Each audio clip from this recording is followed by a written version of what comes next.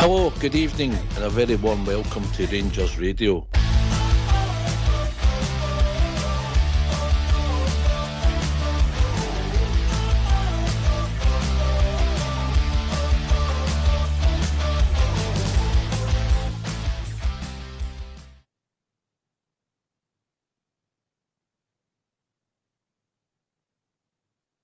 Hello, good evening, welcome to Rangers Radio. Join myself, Foxter, on the show this evening is AK and the legend. He is a legend. Southside, how we doing, boys? Evening, Oxshire. Evening, Southside. Evening to the Techie boys, and evening to Rangers Radio listeners. Hi, how you doing, Ox? Good to be on. Good to be on with AK tonight. And good evening to everyone listening in this evening, and the troops on YouTube as well. Good evening to them. AK, I've not really heard for you on the show since the last 6 days. There's been a lot happening in the Rangers world since you were last on, mate. Just give us a snapshot of what you're thinking. Sunday, Wednesday, water, wind, VAR, goals, defending, water. It's been an eventful 7 days for us last on, pal, that's for sure. Touching on the game briefly, I've heard a lot of comments. I know the way I felt myself. I thought it was a missed opportunity. Would I attain a point when we were 2-0 down at half time? I probably would have, in reflection of the way that the game played, but on essence, I thought it was a great opportunity for us to go 5 points clear at that stage of the season. So a wee bit disappointed with that, to say the least. The Wednesday debacle at Dundee, I'm not surprised. I don't think any's are surprised because it's just been an ongoing issue with Dundee. I believe they've had 5 cancellations already this year out of their 15 home games, which is a disgrace. They're doing nothing about their park, and it's a Scottish football game that's suffering for the highs of the Old Firm game, and we're promoting our product, to the lows of the debacle for Dundee. So it's just amateurish, and then that's us on to this weekend. So hopefully we're looking forward to Sunday and hopefully getting our 3 points up at Ross County. Aye, all right, mate. Aye, I think you summed it up what everybody's thinking. Sunday, roller coaster, 2-0 down. Of course, we would have took it if I was talking to Southside at half time at the game, and we did say that the next goal's massive. Fortunately we got it and we got some momentum. You could have wrote the script. So it's time we move on, Southside, isn't it? They both the doors are shut Sunday, Wednesday. Aye. It's back to this Sunday, isn't it? Yes, mate, yes. 12 o'clock kick-off, always popular with your good self and Fox. These early kick-offs, especially up at Ross County. Oh, it's a killer, isn't it? Absolute killer at that time on a Sunday morning. I don't even believe Greg's are open biggie. Is this correct? I feel nobody open by the time we leave in the morning, no. You start cooking by 8, but 6:30. Air fryer, they're good for air fryers, are good in the morning. Aye, but 12 o'clock, listen, I know it doesn't. I know a lot of players don't like the 12 o'clock kick-offs as well, to be perfectly honest. But it needs to be done. It's for Sky TV. So it's a must-win game, as they are, always for us. But this is a business end, and I've got to go up there now and get the 3 points and get the team back playing, since we've missed a week of football. Doing enough. Get the 3 points, tick in the box, AK. On the road, 6 games to go. Tick, tick, tick. That's what we're looking to do, mate. Aye, at this point of the season, you can only look after your own result. Outside factors, we've got absolutely no control over. So, aye, it's that stage of the season where every game is important, whether it be the top of the table, the middle of the table, looking for top 6 places, surviving relegation, surviving potential playoff to get relegated. So everything to play for, near enough every position in the table. But we're going for this league title, so the 3 points is a must for us. Just going back to the state of Scottish football and all that Southside, just come back. You mentioned somebody, playing for relegation, playing to keep up the playoffs. You could still have, that would still be the case whether there was no split apart for the ones in the middle. everything else is still up for play in it. So the split's only created this story here. Once that's gone, it's all about relegation and winning the league. Aye. When you look at it that way, once they get into the top six, they should might make it. The games were meant to be more exciting, wouldn't it? And a couple of the teams try to push for a European place. It's been like, let's say, it's something we've been used to. Just for the first time, I think for the first time in a long while, it's going to not happen that all games are played before the split comes along, due to the farce at Dundee. But apart from that, it's meant to make it more exciting. Oxen games are meant to be that way, and that was the way they looked at it. But like you say, if you were playing the teams down the bottom, it were meaning nothing as well. It means you will get the meaningless game, Ox, but you get them anyway. If you'd to run in Southside and you were playing Livingston, sorry, not so much Livingston, they're a wee bit anchored, and they can come into this as well. If you were playing Ross County or St Johnstone now, is it maybe no more a meaningful game than what it will be if you were playing, say, Dundee, Hibs, maybe St Mirren, who I don't think they could catch anybody getting to Europe. Maybe they could. I don't know, look to the maths, the arithmetic. But that's what I mean. I don't get it. I've never got it. I don't like it. Personally, I don't think it's good. I also don't think, I was speaking to you, we'll come to it because I might get AK thoughts on it. The season tickets, the 4th time a year, seeing the same players. You play them in the League Cup, you maybe play them in the Scottish Cup. Depending on the draws, you could maybe watch a team 4 times at Ibrox, or maybe 3 Ibrox on once at Hampden. We've just got so much wrong, and it's time to rip it up and start again, mate. It's so wrong, and they don't take the fans on board. Southside first, then AK. I don't know where that came from. It's just when AK mentioned about things to play for. Southside, then AK. It does get monotonous. We've seen it, and sometimes you get a team drawn in a cup. You play, say it was Hearts away at Tynecastle, and then suddenly you've got them in the quarterfinals of the League Cup, and you play them in again maybe the following week or 10 days later or something, and then you play another 8 games, and then you've got them back again at Ibrox.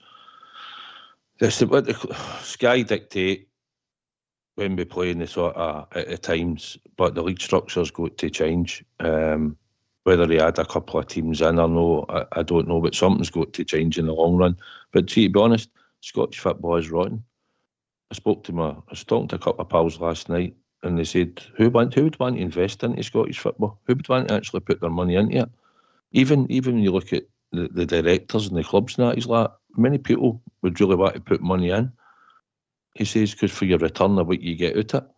He says, but the product's rotten. He said, you go to Ibrox, teams just come and sit in, so you're just having to break them down week after week after week. Mm-hmm. It's the same thing. He's like that. So there's no, unless we break them down and show a bit of inventiveness, they're just going to sit in their positions, and they just play hard to beat. He said, that's not entertaining football. And then you look at the price of the season tickets for what we'll be getting charged for the product that we're watching. And to be honest, I said it on here before, apart from them, Aberdeen, Hibs and Hearts, the rest of them I don't really have much interest in when they come to Ibrox. I expect Rangers to win. The other teams I expect to put up a fight against us, maybe show up, maybe come and attack us, so you expect it to be a good game. But apart from that, the rest of them in that league, it's just dross watching it week after week at Ibrox. Aye. You need to look after your customers, AK. Aye, and the Southside's got a lot of valid points here, because he goes to the games. He sees what the product is, home and away, and it's, as he says, monotonous. It's a great word to describe it, repetitive. You're playing the same opposition. They don't have how would you say, an outlook on the thing to go forward. It's just about survival for them. It's self-interest. They're looking not to be relegated rather than actually to win silverware. You can go back to late 90s, early 2000s. There seemed to be kind of cash injection and a wee bit of interest. I mean, Dundee getting foreign owners. I remember Motherwell, we can't mind the guy's name, but I think they had a bit of a cash injection. Hearts, Hibs, Dundee United, Aberdeen. Scottish football was pretty decent then. The product was pretty decent. Sky was covering it, and it looked as if things were going well. But I don't know where it's gone now, Ox. It's the money just isn't there. The promotion is self-harm a lot of it, right enough, though, isn't it? It's Scottish football hating itself to death with the ticket allocations, the empty stadiums, the poor surfaces that you're playing on, plastic pitches. It all contributes to the poor product in general, what we're watching, and that reflects on the European results because nobody's doing anything in Europe apart from Rangers. Aye, that's fair, mate. That's fair. Aye. So we all agree we'd rip up and start again. I'd actually try and go for a 20-team league with the same number of games as you've got this now, and have standards that you have to abide to get in the top league. And if that means no relegation to teams get to the standard, I would, mate. That's what I would go for. That's the best I can come up with. Southside. Probably for I know you're going to get a lot of meaningless games, but you'll only be playing twice a season. But many of the games would be meaningless if the league was like this, because we'd be going for a title. Aye. But what I'm saying is, see, like teams in the middle of that, like see if you made it maybe one down in a playoff or something, right? 8 for that spot, 20 goes down, 19 playoff. Then the rest of the teams, it might give them a bit of breathing space. They might be able to play some of their younger boys when they know they're going to be safe for relegation. They can go and blood some players, give them experience of playing in the league. Ones that are maybe 16, 17-year-olds, try and get them a number of games under their belt. They might develop them, and then obviously it'll be like maybe, just for talking's sake, it was a full cut, for talking's sake, it was in the league, and maybe somebody like Hibs or Livingston or somebody like that want to go and try and take him. And they think, well, he's done no bad for them. We can add him to our team. See if they can. So you're buying, and they're buying players off each other in the league. As long as it's not going to be priced out like you do now, the way it is. But it would help the smaller teams down there and teams that are coming up for the championship, maybe blood younger players, and they might get a profit for them when they can move them on. But it starts with managers. It's the manager in the club that comes to our gaff and sets out his team. And the only one I've seen, if you take away the mob across the city, because they should come and attack you, right? Most of the time, same as we go there, we'll go and attack them. But every other club goes and sits in, usually against them or us. Hibs are the only team, I think, that actually tried to play out and try and come and attack us. Hearts did as well, mate. But Hearts had a go at your point. One of the games, but it's down to the managers and how negative they want to be as well. And it's a cutthroat league that we're in, and they know if they get sucked in there, there's a chance they're going to go down, and that's a fear for the club. So if you expand it, then it might make it hang me. Motherwell came up the park and scored 2 goals, but they had a couple of chances, but I didn't think they were attack-minded for the whole game. Did you, Ox? We absolutely battered them, do you know what I mean, Motherwell? They were organised. It was the fact that we never scored the goals. Goals change games, Goals change games. Okay, where do you stand on that? I know it's only my thoughts. I've said it before on here. 20-team league with standards in it, ground, facilities, pitches.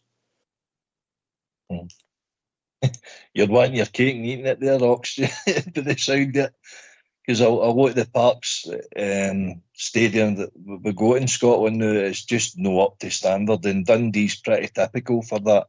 To be fair, the money that the likes of Falkirk, Raith Rovers, Partick Thistle, clubs of that ilk have all invested in their stadium and their pitch is been to the detriment of their team because they find themselves no longer in the Premier. Because of that, and that's where I think Dundee have got a wee bit of a cheat card going on there because they have invested in their squad to get themselves up the division, but because of that they've neglected their pitch, their stadium, and now they're looking to go to a new stadium. Really they should be looking to have a wee bit of a merger or a compromise or something with Dundee United. would say, how stupid is that though? Two stadia that's almost separated by a couple of 100 yards. You know, Airdrie's another one, invested in a good kind of park, good stadia, but they're quite local to Hamilton Accies who are struggling. They too could be, you know, we've got to, I think Scotland's just that wee a nation. There's a few of them just too all many, about too many teams, maybe. Too many teams. Aye, Aye, pretty much. There's nothing wrong with 8 teams carrying on. Hamilton Accies, Airdrie, and if they have ambition to get to the top flight, I've no problem with that Southside. All I'm saying is get the top league, like decide what you're going to do with the bottom league. I've no great thoughts in it. Think of the paying public, the majority of the paying public who are in the top flight, where all your revenue comes from, and obviously a lot of harsh percentage comes through a club. They don't want to watch the same teams 4 times a season, in my opinion. I know about them playing them twice a season, but I think that would become a bigger event Southside. No, it would if it was only one at home, one away against them. Aye, it would make it a much bigger event throughout the season. Then it'd only be the odd time if you get them in the cup or you get to the cup final and they're there. But it just becomes just a bit boring, to be honest. And even when we're winning the leagues and winning 9 in a row and all that, it was boring back then, I know, to watch some of the games. But when you're winning, you sort of gloss over it. But it's when it comes round to season ticket renewals and then you see what you're watching week in, week out. And aye, the vast majority of Rangers supporters will pay the money. They know we'll pay the money, and if we don't pay it, there's a waiting list where people will come and join it. So you know that they'll get the demands there to watch the football. We just want to see a better product for the other teams in the league. But to do that, they've got to have sort of money and try and attract some decent players, or they've got to produce them out their academy, which we should be doing as well. But some of the boys, some of them do make it into that. I mean, there's some Motherwell's trying it now with that boy. His name's Miller. Aye. You've seen Hibs do it a few times with some of the younger players and got them through Josh Doyle and all that and brought them through and then sold them on. They've had some of them in the league and tried to develop them. Some of them going and play a number of games and stay there for a wee while in some of the clubs. But it's just a defensive minded. They just don't want to take it down when they come to Ibrox, and they just don't want to play. And it, as AK touched on, it absolutely kills them when they go into when they qualify for Europe. It's all right saying, "Oh, Hearts qualified, we're into Christmas and all that," but they're going to go and put our results in and try and get coefficient points. And some of the teams in the first stages of the games have been papped out with teams from Wales and all that. You know, I think Kilmarnock gets scudded out, you know, when they made it into one of the Europa Leagues, I think, and that. So they've been abysmal in there. They don't go anywhere. Aberdeen hardly go anywhere. 7 years ago, we could beat with a team for Luxembourg, mate. I don't remember me with that. But aye, I know. But generally, Ox, they don't do well in Europe, the rest of the Scottish teams. Yeah. It's ambition, AK. Ambition. Yeah. Get your stadium right, get your partners right, incite your own fans, get them to come to the game. I mean, some of these teams that are maybe, if we were playing Dundee in the Scottish Cup final in a couple of weeks' time, they take about 4,000 to their home game, but they'll be looking for 21,000 tickets to Hampden. That's the problem, isn't it? Aye, 100%. I'm glad you touched on that earlier, because there was a wee thing come out there by Hearts. Hearts are struggling to sell their allocation for the semi-final after demanding their 50-50. And I think they put out a tweet there to their own support, appealing to them, if they don't get them sold, they can't demand a 50-50 in the future. So it's, for goodness sake, Hearts have got a big support when they want to have a big support. But if they're not coming out for a Scottish Cup semi-final to back their team, when are they going to back their team? You know what I mean? And they're just cases of that all over. But I was listening to Talk Sport during the week, so Graham Souness kind of touched on his ties down in Bournemouth, I believe, Souness. He says Bournemouth are a minute club in comparison to Glasgow Rangers. He says, but Bournemouth are getting a £90 million off of the Premiership. If Rangers win the Premier League in Scotland, they're getting £3 million, or was it £3.8 million? That's it in a nutshell. Our game is getting undersold with the the people above, the authorities above, the TV deals, your Singe deal is crap. So the club can't afford to spend money on their product, on their park, on their stadiums, and it all comes down to that. We're getting undersold for the guys up above, and that's where it really comes from. You know, it's just it's a cycle that just keeps run, and we're hating ourselves to death, as you've said many a time. Aye, to the rest of the clubs wake up. Well, no difference. Right, we digressed. I didn't know that where that came from. We just something you said opened that up. He came just to the rabbit hole. Aye, sensible discussion for a change. You know. Aye. But if we just all agree that the football that we watch is rotten, the whole of Scottish football is rotten most of the time, then who's going to come in and want to give you all this money for the games? If most it's rotten, most weeks, week in, week out. I mean, there's 40 years since a team outside us in the name have won a league title in Scotland. Do you ever see anybody doing another Leicester in Scotland? Never mind that. When has anybody came close? Aberdeen. When Aberdeen. Aye, had the one. Haley. Aye.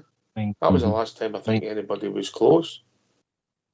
Is that, you know what I mean? Yep. You know, so when was that? 91? 91, wasn't it? Aye. 40, 32 years ago. 33 years ago. Was it Dundee United? Was Dundee United the last team to win it? Outside? Was it Aberdeen? Dundee United? Aberdeen 85. 85, aye. They won it in 86 and then we won it in 87. Then that was the cycle started, though. United must have won it in 83, 84 or something. Who's that? Dundee United.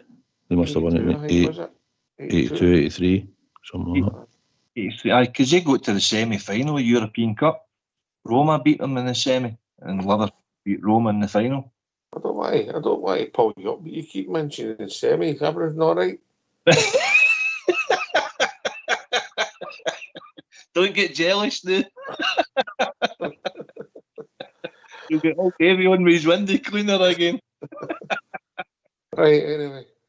I was talking about competition. Don't throw anybody across the wires. I know he's had a couple of semi-finals this week. I've had my spies out. Right, okay. Right, Southside, we better get his phone lines opened, Aye. Come on, you're right. I'm going to put the two in the spot. We're going to hear from John Souttar, hopefully. And then I'll get your thoughts on him. And then the two of you are interested to see what your team selection is for the weekend. I'm going to ask you, AK, 2 questions. Oh, no. I'm going to ask you to pick the team that you think the manager will pick. And then I want to hear what the team that you would pick. All right? Right, okay. I'll have a go at that. Okay. Right. No catches. Right, let's hear from you.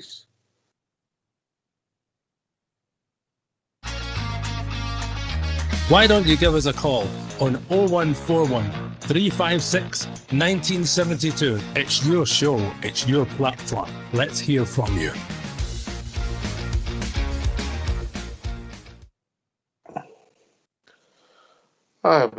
It's a big game, and they're all big for the end of the season. They've all been for a long time, Southside, but everybody will be fresh.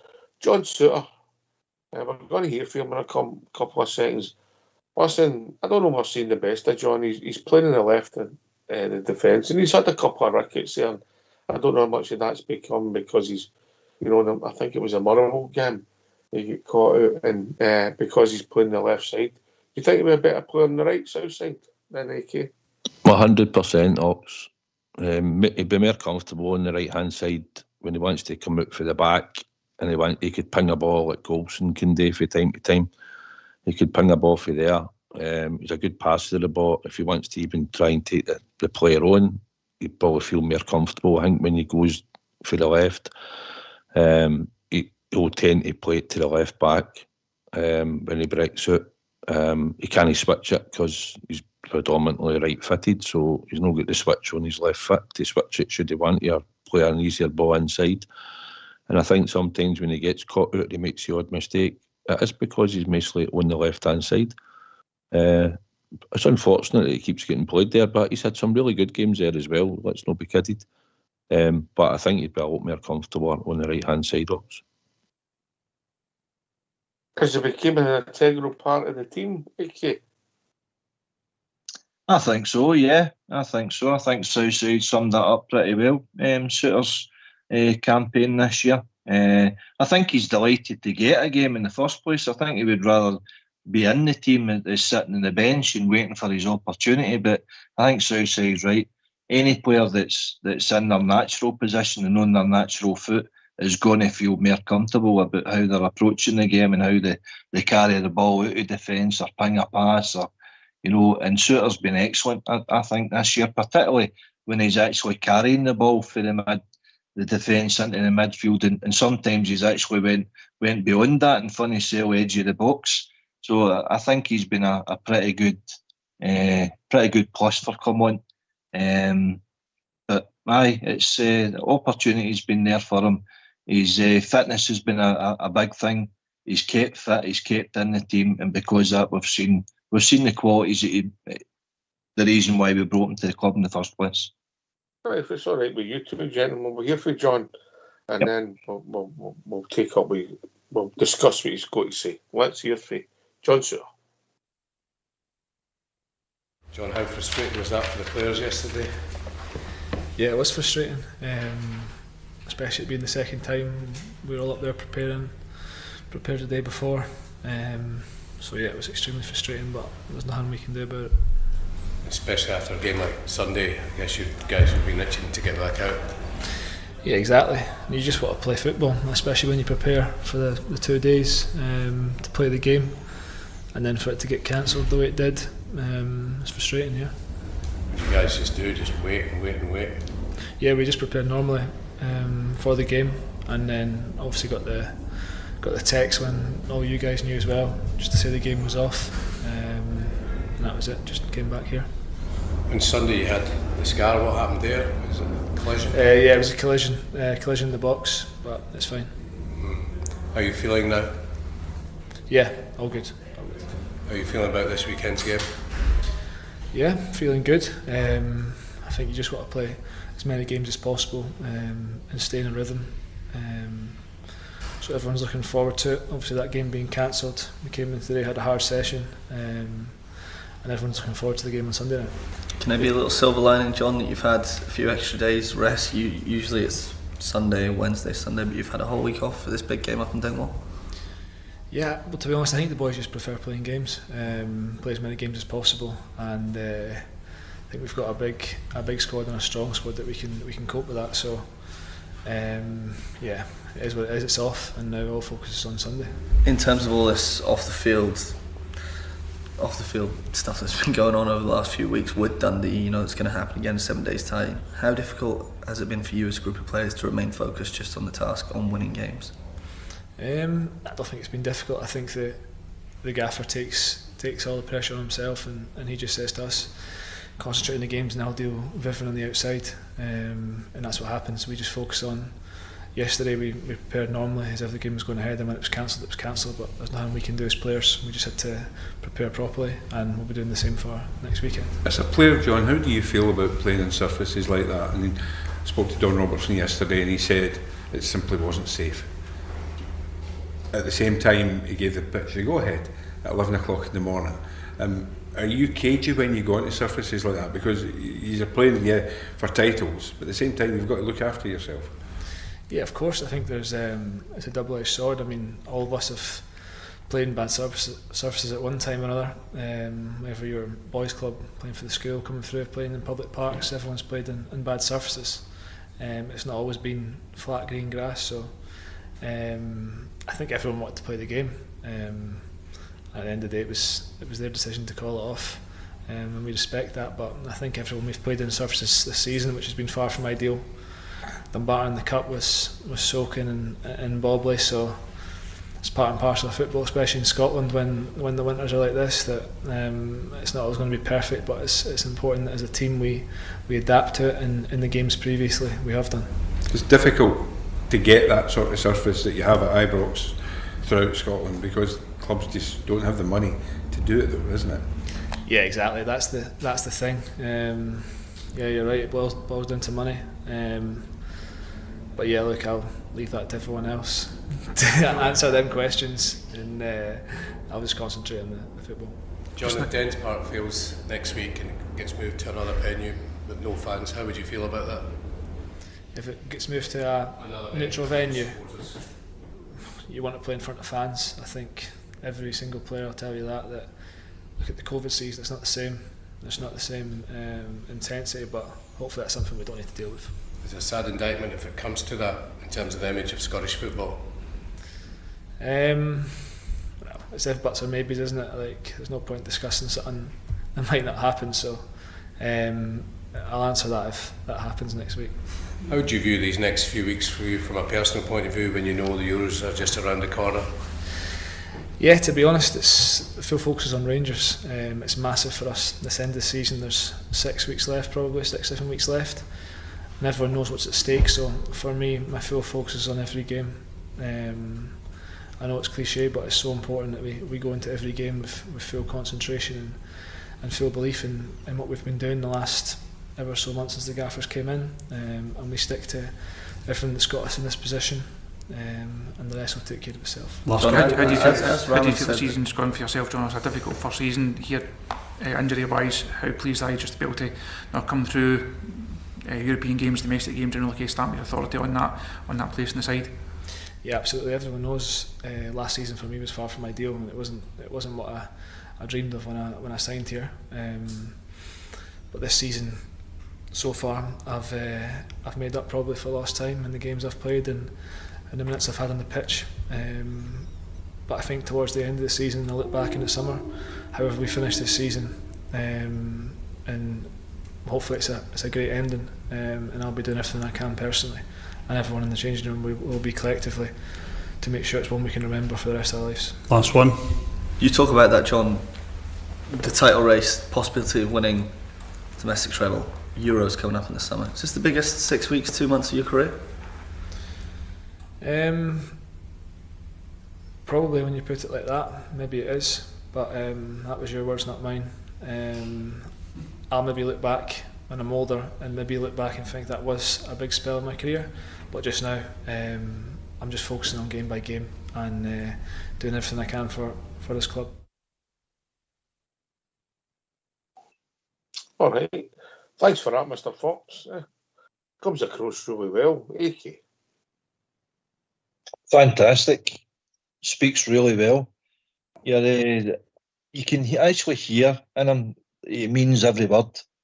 What he's saying there, he believes in himself, he believes in the club, and he believes where the club want to get to, and he obviously empathises with the support as well, the situation. It's not their fault, and it get put to him, would you play if we played without fans? And right away he's saying, no, I'd rather support was there, they deserve to be there, they follow the club, they make sacrifices to come and follow the club, so why should they be getting punished, sort of thing. But no, he speaks really well. I listen to him, I listen to Butland, the two of them, they've been well educated, well versed in the characteristics that the media can throw at you.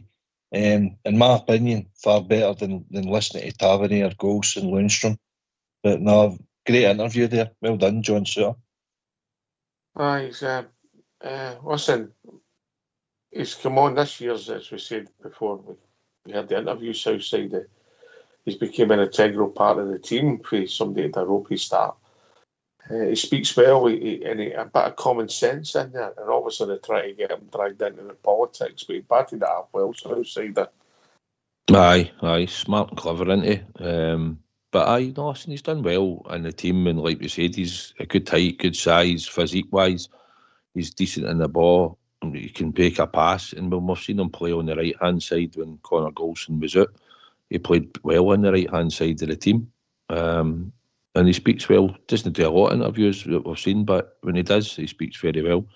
and also mentioned the fact about the fans and that. And I hope that's something that doesn't happen if it doesn't go to Dens Park, that it gets played somewhere else behind closed doors. I don't know how it works with Sky. They're still going to show it live. So, but I think it's just something that will get addressed later on, I suppose. But I think if it does go to anywhere else, in my opinion, Rangers supporters should be there, no matter what other stadium it's at. And Dundee supporters should get to go and all. So, that's the way I see it. And in some respects, the Dundee supporters are as innocent in this as the Rangers supporters, aren't they? Aye, 100%. It's not their fault, you know. No. Maybe to be fair, maybe if they took their mates along and they got their people on the ground, they might have the money to spend on their part. Yeah.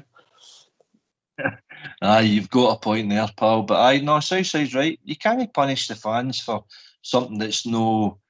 It's the club that's culpable for it. They're obviously no investing in their park. I mean, you touched on it the other night. Motherwell had a couple of years ago, was it 3-4 years ago even, they had right problems with the park. There was always one bit of their ground where the sun really wasn't getting to, and it was bogging, and it just wasn't a good surface at all. But they invested 1.25 million on their park to make the improvements, to get it better, so that they weren't susceptible to be unplayable, basically. But they haven't. They invested in their team. They're paying pretty decent wages for just coming up out of the first division so they could have a chance of survival. But they've neglected their pitch, they've neglected their stadium, and that's where the problems have came from. It's Dundee's fault, 100%. I don't know why Rangers are getting the negativity and getting partial blame on all this. We're an innocent party on this, for me. So Dundee are 100% to blame. All right, just got some breaking news for you, sir. Here, let me just get it. Right, okay, this is for Albert. Breaking news, mate. Dundee's missing email was just surfaced in the middle of the pitch. Old Albert. The thing is, it probably will go ahead up there, right? It probably will. But see if it does. See if it doesn't, and they make us play in a neutral venue, without support, then I think Rangers should turn it down. There should be no way that Rangers should be playing a game, going for a league title, and say that it has to get played behind closed doors. How's that acceptable? No, the integrity. Sporting integrity is right out the window there, isn't it? The integrity of the competition. You've moved the goalposts. That's the problem with the whole thing. That's the problem where Dundee should have been dealt with earlier in the season, and this thing should have been mounting up. My opinion is, I don't want you want to win football games on the pitch, but I still think Dundee should be sanctioned, and the biggest sanction would be to take 4 points off them. There you go. Yeah, I agree with that, Ox. I agree. I think they should get sanctioned. If it's 2-3 games and there's a problem, well, the problem's not going to change until it gets rectified. My solution for it is, see every game that Dundee play at home from now on to the end of the season, you just reverse the fixture. They lose their home advantage, they lose their revenue that way, and you hurt them that way. Then the integrity of the fixture, the integrity of the competition changes, mate. You take if they were in the top 6, mate, they play at Ibrox, and I think they go there. I think I might be right. Yeah. Aye, well, you might be right there, but that's their punishment. If you can't, how's it their punishment if the other team across the city end up playing one more game at home than us, and then they win the league by a goal? Well, that's just the way I see it. I think you take away their revenue, their But what about the rest of the clubs and the integrity of the competition? Well, it's just my solution to it. I would just reverse it. Yeah, but you've not thought it through, have you? I've thought it. How's it Southside? No thought it through at all. But listen, it's just when somebody else phones up, you can go, all right. Aye, no bother. See you later. Seriously, but do you get my point? Yeah. That's the problem with the split. Every day you can end up with teams playing different teams, better away from home and all that. Everything's. What hurts the integrity at the Scottish football more? A game that Sky's coming up to view for the rest of the nation, rest of the world. A game that's not going on twice, or a team where it's guaranteed to play them. But you would end up, if something ends up close, you could end up in court, mate. And I think you'd end up a total mess. A total mess. That's the problem you've got. You've even got that with this top six. Hibs are complaining about sporting integrity, because they're getting to the first 3 quarters of the season should finish tomorrow. Sunday, Southside, and then the fixtures should come out. So Dundee have got an advantage in their eyes because they'll know what they're ready to do on Wednesday night, potentially depending on the results tomorrow. Southside. Aye, I seen their statement. That's what they were saying. Like I said, I think it's the first time in a long time, or maybe the first time ever. It's never been completed before the split. So it is what it is, and it shows you it's surprised Doncaster's not come out and said anything. I believe he's in holiday. Is he? No, I don't know. I'm only joking. They surprised me. You see the weather here, wasn't it? Hope he's went to the Ukraine or something. No, but no. It's just a farce, and obviously we'll just see what happens, mate. But the most important thing is we go there on Sunday to Dingwall, and we get that game won, get the points in the bag, and then we'll see what happens for Tuesday onwards, I believe. Okay, have you thought about this team, AK? I've gave it a bash. My own team, and I've gave it a bash what Mr. Clement would think as well. What one you want first? I'm going to go to Southside with his team. I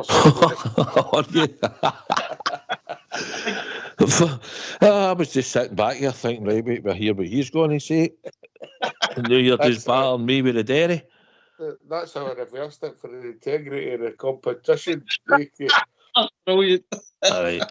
I'll play McCrory tomorrow then, right? I'll start with him. Butland, Tav. Oh, man, this is... I'll pick him, right? I wish I could leave him out for Biggin had more game time, but I'm going to stick him in. Golson, Souttar, and Sterling. I think we'll go left back with Sterling. Right, okay. Lundstrom, he was rotten, but I'm just going to stick with him because I think we're tried and tested. Play Lawrence in beside Lundstrom. On the left, I'll play Sima. Cantwell. And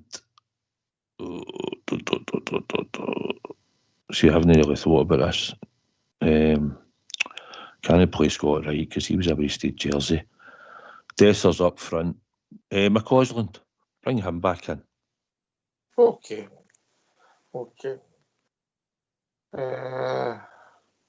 AK, what do you think the manager's team will be? The manager's team, I think he'll go Butland, Tav, Golson, Souttar. Hello. No, I'll come back to you, AK. We'll be joined by Robert. Evening, how Robert. You doing? Evening, how you doing? I'd like to go on about the pitch up at Dundee. Right now, they've already postponed 5 games, right? Yes. Now, after 3, they should then get, like the old pools, away win, as in people postponed, but they'll be awarded the away win. So if it was like Motherwell, Rangers or whoever, would win by 2-0. And then if it still gets postponed, like another one, after that, they get Dundee gets deducted to start getting deducted 3 points every time, as well as giving the away team the away win. Radical. Southside. I think if you had that in the rule book, Robert, for the start and everybody knew it, then it's a fair way of doing it. You know, there's no reason you couldn't do that, and everybody knows the rules. But I don't even know what... I don't know what the sanctions are, Robert, so I don't know what they're going to do to them. That's the thing, mate. So we'll wait and see. I think they'll just get a fine. That's what I think. Yeah, that's not good enough because they're sitting in the top 6. You know, I would deduct them 4 points, Robert. I would like the old pools, because I remember watching them with my grandmother, and the pools used to come in and it would say matches postponed, awarded away win. But you never go. When that happened, that wasn't the result when the match was postponed. That was only the result for your coupon. By the way, if we do that, Southside might get Super 6 up, AK. But that's what they should do. That's what they should do. That's where I got my idea from. Is give the away team the away wins, because it's been they go over 3 postponements within the year, the football season. Then it's a case of, no, you're now getting deducted points and the away team is getting the away win. You know, it's one of those ones where it keeps happening. Yeah, and then it's embarrassing. Yeah, because I get it, mate. I get all it. the Rangers fans have went up now 12 twice now. They're going to go up a third time. Think about the money and the time that like Clements has said, think about the time that they've taken off, the time that they've travelled up, the amount of money they've spent going up and down for two games that are being postponed, and they've got another game to go up and do again. That's even more money and more time. I also think they should have to, where it's valid and can be proved, they should have to recover the expenses for individuals and supporters clubs, aka and you come. I agree with that, Oxford. I agree with that. As far as Robert's point's concerned, I think unfortunately, it's a no-go, because Oxford mentioned earlier the sporting integrity, as we speak about, it's just, it wouldn't happen. Southside says you would need to have some sort of... It's a better idea than yours. That was a lot better idea than yours. Robert, you carry on as a panellist. Carry on, Robert. Carry on. The pitches should be at a certain level. Robert, let AK speak and then we'll come back to you, mate. Carry on, okay. AK. Thanks, Bill. No, but you're talking about an association where we didn't start the season with VAR. I think it got introduced there in September. There was an instant there, the Livingston Aberdeen game. I don't know if you've seen this one, where the VAR didn't work for the offside goal for Miovski. So they just guessed it. So this is what you're dealing with. Robert, see your point, 100% agree. See, after 3 games, Dundee should have been getting sanctioned there and then, shows they know exactly where they stand. They can't be dealing with this. They should be making adequate, precautions for the weather, for weather coverings, for whatever it means to get their games going. But because they weren't getting sanctioned, they just went, we'll just, blasé this through the season. That obviously the SPFL aren't bothered. So this is the point that we've got to. But I'm just curious that they could get, Celtic could give them their covers to get their game on in Motherwell last week, but they couldn't give their covers there for our game this week. They didn't work. It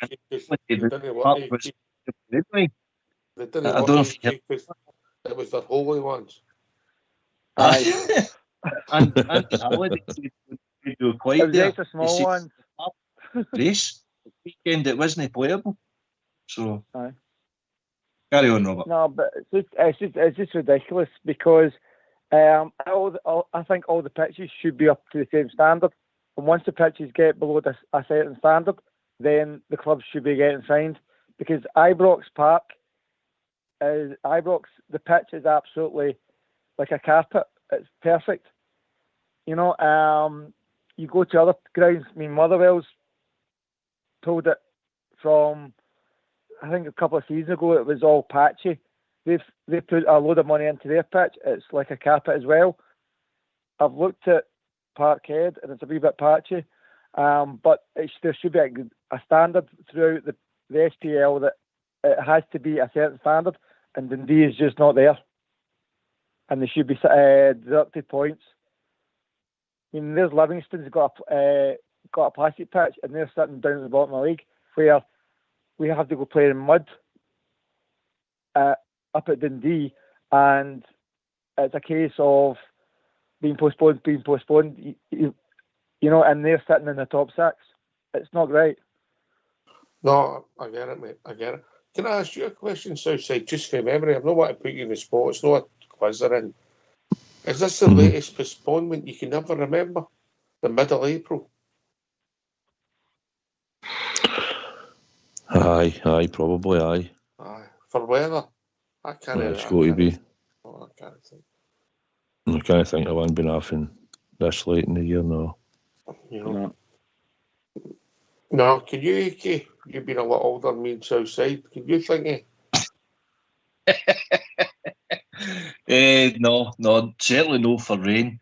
We've heard it for ice or snow or something like that, but for rain, for goodness sake, all that 35%. Who was it who said the other day? They done. What nonsense is that? He's coming out with the climate change and everything.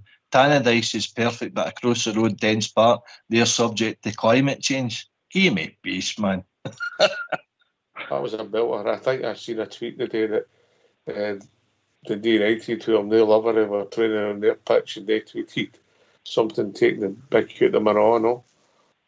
Aye, a late postponement, but it's embarrassing, Robert. It's not embarrassing for us. We've not done anything wrong, but it's embarrassing for Scottish football.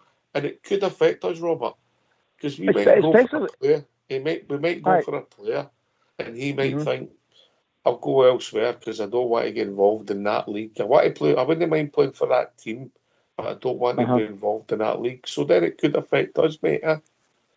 Aye. It's also been you've got Sky going up there, and all the English pundits are sitting laughing at us. Go and look at the state of this pitch. You know, look at the state what they have to play on. You know, why are we travelling all the way up to Dundee for another postponement? I mean, they've been up twice. You know. Although it's just it's making us looking like a laughing stock. Don't disagree. I don't disagree. I mean, if the weather was that extreme and there was games getting called off all over the place, you can say, well, it is what it is. But St Johnstone, even though their pitch isn't great, Southside, Dundee United, they're both. I'm not aware of any of them. What's around there? I'm breaking. I've not read any of their games being called off. Just one teammate. Yeah. Aye, it's just been that ongoing problem they've got with the surfacing and the drainage and whatever, and they've just not the money and they've just not invested in it, or tried to get it repaired, and it's just took its toll at this time. And it's like anything, don't keep the maintenance up.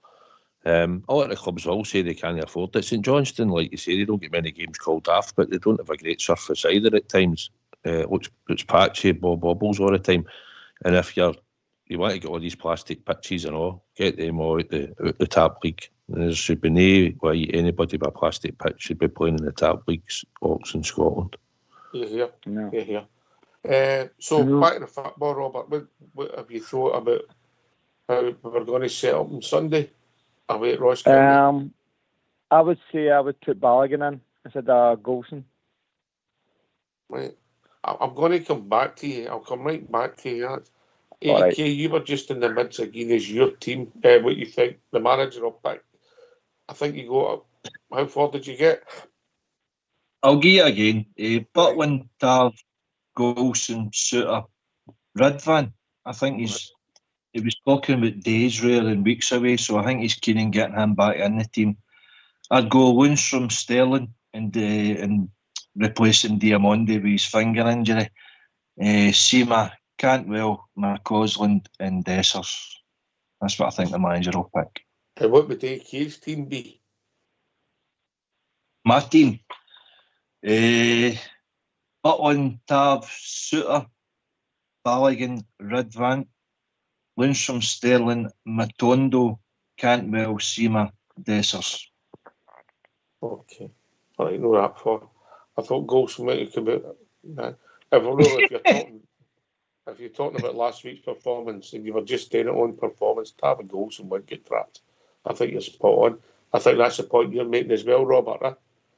I dropped Golson because when you get pulled, put Balogun in because he's looking too tired and he's making too many mistakes at the back.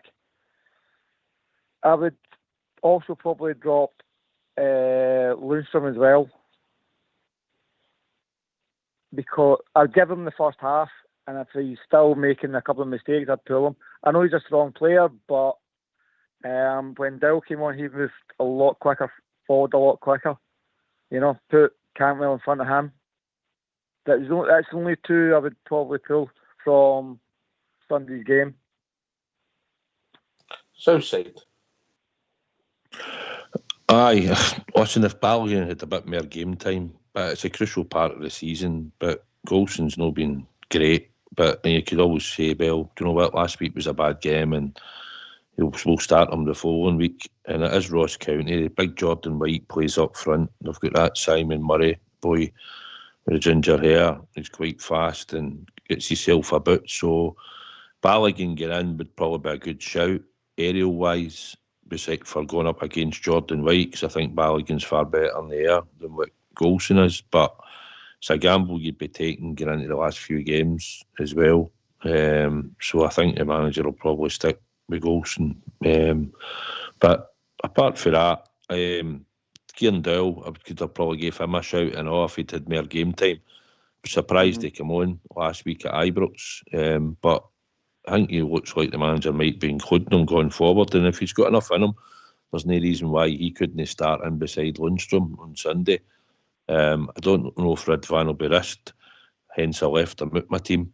So I don't know. I'd rather keep, if Ridvan's getting dodgy about him or the surfaces aren't going to suit him, heavy park coming back, then I would probably keep him and see if you get him playing at Hampden in the semi-final. Aye, I must admit, I was actually surprised Dowell was in the squad last week. He came in, even more surprised he go on, but I've got to say, he done all right. He misplaced one pass, but apart from that, he brought an attitude to the team with the ball going forward. Yeah. He surprised me as well when he came on. I think like everybody, we were all surprised to see him kind of featuring. When he did come on, he certainly looked assured. That if that's the quality that he's bringing to the team, then I would have no complaints if he was named. But I don't know if he's, you know what Clement's like. He likes to kind of build their fitness up gradually. But it's just getting to this stage of the season. I think Southside's right. I think he's probably going to stick with Golson. He's probably going to stick with Lundstrom. These are the mainstays team for the majority that he's been there. So he's probably going to lean on them until the end of the season. But from the supporters' point of view, we just critique it game by game, and we see a big guy Balogun there desperate to come in and, you know, prove his worth to the team. And if a guy's struggling there, why should they be getting rewarded with starts every week? I think that's kind of what myself, Robert, and a lot of other supporters are saying out there. Aye, again, the frustration for last week always lasts for when we play them, but I think it will stick with the tried and tested, but I understand how people are feeling, because Golson was rotten last week. Let's be honest, he didn't have a good game at all. Robert, and you come, mate? I just think that Golson's been a wee bit shaky for the last couple of games. Against Motherwell, against Celtic, I think something's shaking him, and he's not really recovered that well. And then he went up against Motherwell, that big boy, and he just ran right past him. He was stuck, and that even shook him even more. That's why I think they should bring in Balogun instead of Golson, because I think Golson will put Murray in his place along with Wright at Ross County, because the big boy Murray gets around, like you've been saying. You know, and I think Golson will be a bit shaky with him. That's a lot. So that's why I think you should bring in Balogun instead of Golson. I get it, mate, on form, particularly last week, and you're right against Motherwell as well, but I don't personally think the manager will change him, but it'll be interesting Southside because he did go off and he signalled the other knock, but we'll see. Well, listen, he's not getting any favourites. Come on, or he shouldn't have. He's just done the job, and he wants to succeed and get success. And as much as we're used to seeing Golson coming in the team and never dropped, it'll be down to the manager because it's his decisions in the team that he picks, and it's down to the players when they cross that line to go out and perform. You would think if Balogun come in either this game or a Dundee game going forward before the semi-final, it shouldn't be an issue for one of them to come into the team and play. But it'll be down to the manager to make that decision in the defence, and it'll probably depend on Ridvan as well in the left-back position. How long he'll be out. So hopefully he'll get a wee bit of game time or maybe be back for the semi-final. But we don't want to take chances with him now, just in case, because he's been playing well in that left-back position, so you want him to fill that to the end of the season. All right, get yourself on mute, gentlemen, because we're going to have a tune.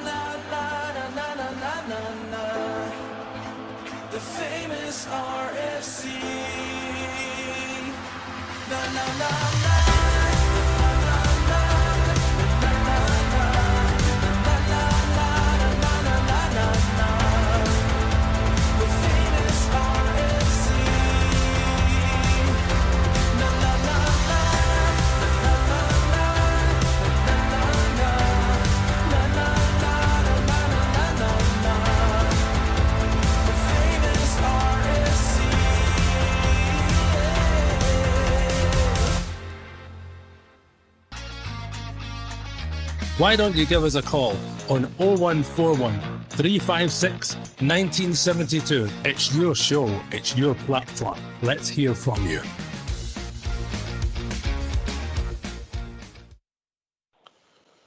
Yes, thanks for that. You enjoy that one, Southside? Do you like that number?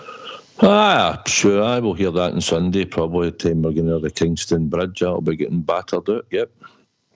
Just Aldo at the YouTube channel, he liked it and all. Just patched that one there right onto the tube. So well done, Fox. He made him happy. Are you saying that sometimes Fox's selections aren't great? Is that the point you're making? Aye, there's been one or two. Not been the best. All right. As long as, aye. Fair enough. You've got to remember, different generation, you know. Aye. It's no. There's some great songs out there, and he does play some most of the time. There has been one or two. It's not to my taste, but he can't please everybody. He's quite good live. He's some chanter last Saturday, wasn't he? Oh, he's excellent on that mic, wasn't he? Oh, I was quite surprised. He might have to sit down, but he can still belt out a tune. Seen a group of ladies in the corner all getting up and singing with him and that. You see them? They were swooning, weren't they? Aye. Well, a man can sing, what can you say? He's got it, mate. He's got it. What can you say to that? Aye, he's some man. At Dundee. It was Angel Eyes, I think it was that night.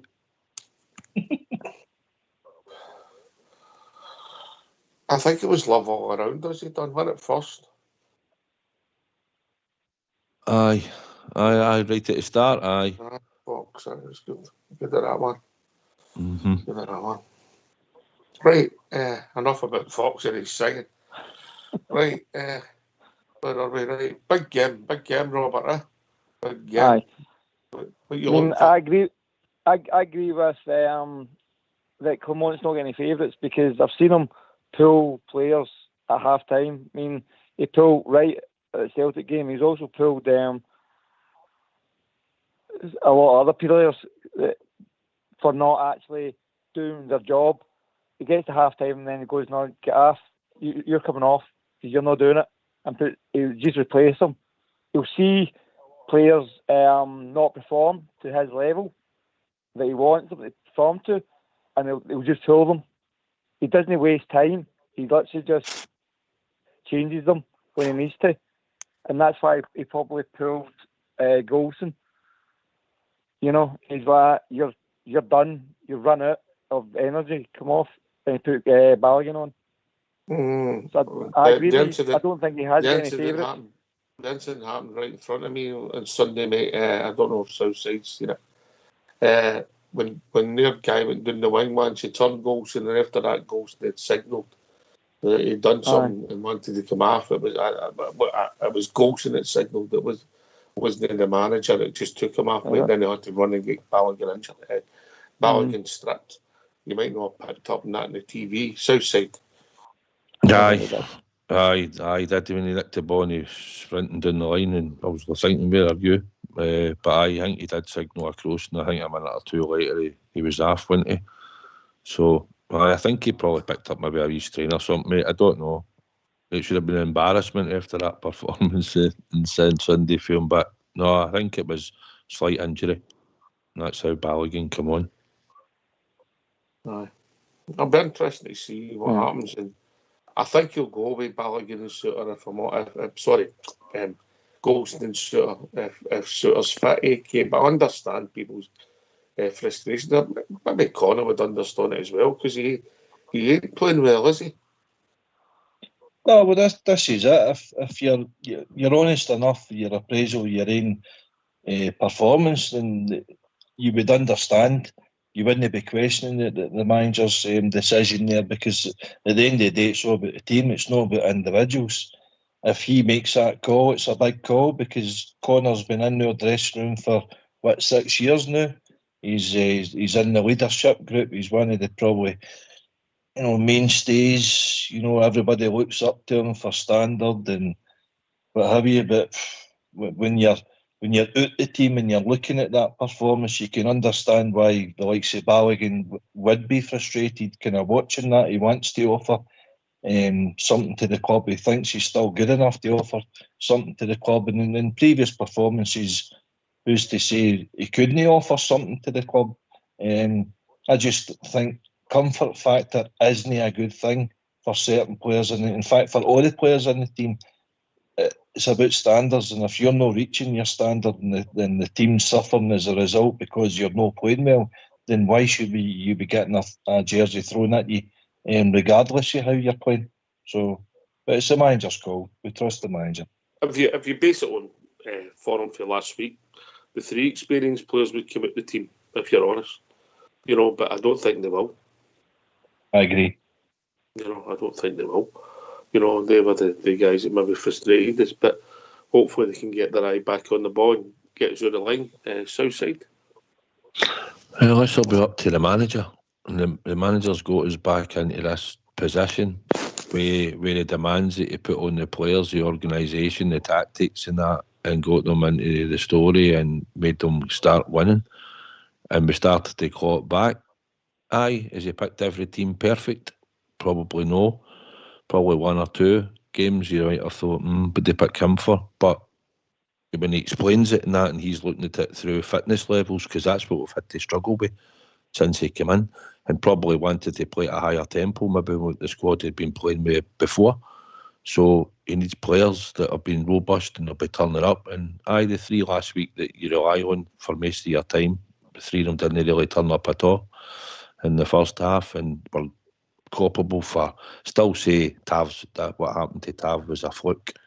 I think you do that 99 times out of 100 again, and that just wouldn't happen. But I don't think it's what happened to Tav when he got the ball, mate. I think the problem and the criticism of Tav at that particular point was he waited too long and then got himself into a fanco that he didn't need to get himself. It was that hesitation. Note that, you're 100% right. That was a fluke. It was his lack of reading the situation that caused the issue, mate, and no moving. He still got to the ball. Listen, he could have booted it the way he was looking and booted it further up the park and put it out for a throw-in. I booted it out for a corner the way he was looking, and I don't think he trusted it in the windy conditions. I tried to lay it back that early in the game. Listen, it was a fluke, but that aside, he had a poor game. But we're at the business end. These players have been trusted for most of the time they've been here, but no under this manager. He's had to play them because they've been fit, but they've not been playing well. But I think they'll still get picked. But at the end of the day, we'll be judging Clement and all, because if they keep going out and no performing, even if we get a result, but he's culpable on Sunday for a few mistakes that could have cost a goal, then things will need to be addressed for the manager, and we'll see what he wants to do should Balogun come back in. Just think he's not got a lot of game time walks at the moment behind him, or otherwise it might have been an easier decision to bring him in. You know? I think it'll be the time. I don't see it. I tried and tested. I think so. If I was being really honest, I just don't think he likes Connor. You know what I mean? We gives you that impression. About 5 years, it gives me that impression, yeah. Oh, you've got me.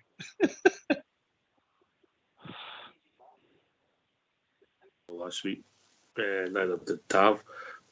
Listen, if you're only as good as your last moment in a game, Jack Buckland would get dropped, because I think he should have saved the third one.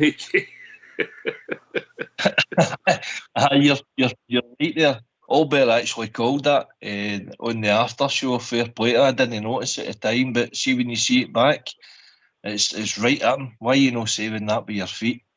But it's hard to be critical of Buckland after his first half performance right enough. But you're right.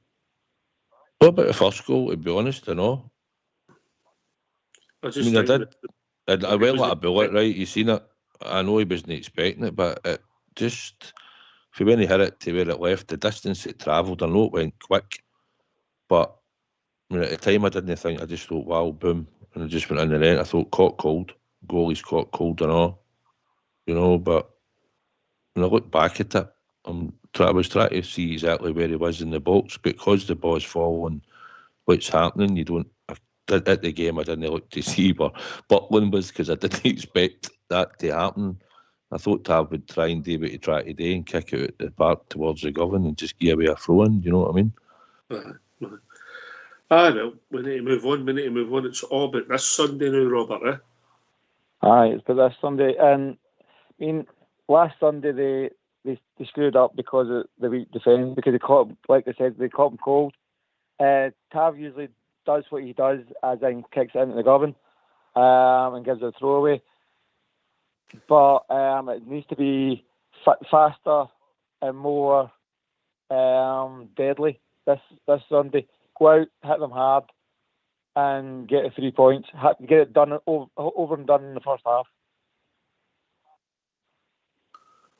Right. Listen, know what we're going to do now? We're going to listen to the thing that everybody joins us on a Friday night for, AK. Get the callers in. But first and foremost, let's hear Southside Super 6.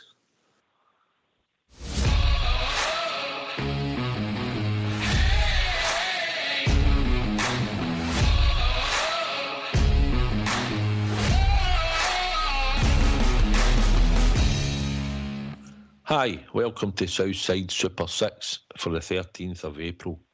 My first selection this weekend is Doncaster to beat Accrington. My second selection is Motherwell to beat Hibernian. My third selection is Coventry to beat Birmingham City away from home. My fourth selection is Bristol City to beat Huddersfield. The fifth selection is Nottingham Forest to beat Wolves. And the sixth selection is Stockport County to beat Morecambe. If you take all six, it pays 60 to 1.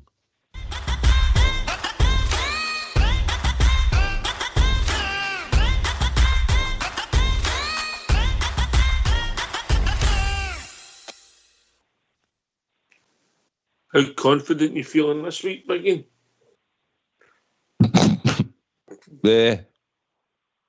One maybe game might be dodgy, but I think if you do Sky Bet and you get your freeze Iraqi, if one got 1-0, I might just be freezing it just in case. But aye, decent odds this week. Teams are no bad. Teams are in form. Motherwell's playing Hibs in that big game for the top 6. Motherwell's at home, so went for the Motherwell to beat them. Interesting. Thoughts, AK? What I want to know is, did you pick this sloshed or sober? Because you've got a great record when you're sloshed. No, I'll be sober. Oh, well. Another donation there, AK. Win nothing again this weekend. Yes, just for those who maybe missed the show the other night, Southside happened to get a 246 to 1 Aki that he put on a Sunday night with teams that he can't spell, can't read, doesn't hear them, and he got his Aki up. He's an expert in Argentinian football. Southside. I know, couldn't even pronounce half them. But it was a good surprise in the Monday morning.